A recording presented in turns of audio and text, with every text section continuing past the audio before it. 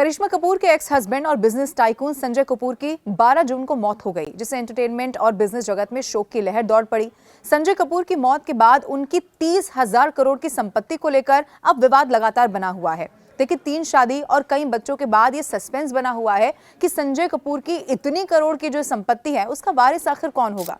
इस रेस से करिश्मा कपूर जो है वो बाहर है, लेकिन उनके बच्चों के नाम पर अभी भी सस्पेंस बना हुआ है। इन सब के बीच दिवंगत बिजनेसमैन की सौतेली बेटी ने अपना सरनेम बदलने का फैसला लेते हुए इस मामले को और भी ज्यादा दिलचस्प बना दिया है।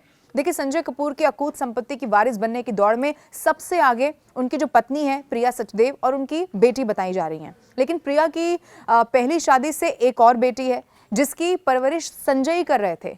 प्रिया सचदेव ने संजय कपूर से शादी से पहले बिजनेसमैन विक्रम चटवाल से शादी की थी और इस शादी से उनकी एक बेटी सफीरा है। अब संजय कपूर ने सौतेली बेटी को गोद लिया है क्या? आपके मन में ये सवाल होगा, इसका जवाब भी मैं आपको देती हूँ और फिर उसको लेकर कानून क्या कहता है ये भी आपको बताती हूँ।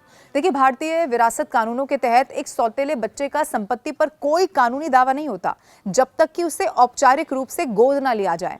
अब रिपोर्ट से कहती हैं कि संजय ने वास्तव में सफीरा को गोद लिया था, जो कि यदि कानूनी रूप से दस्तावेजित अगर यहां हो जाता है तो सफीरा संजय कपूर की संपत्ति की वारिस बन सकती हैं। अब संजय कपूर की सौतेली बेटी ने पिता का नाम हटाया और उससे ज्यादा सस्पेंस बढ़ गया है।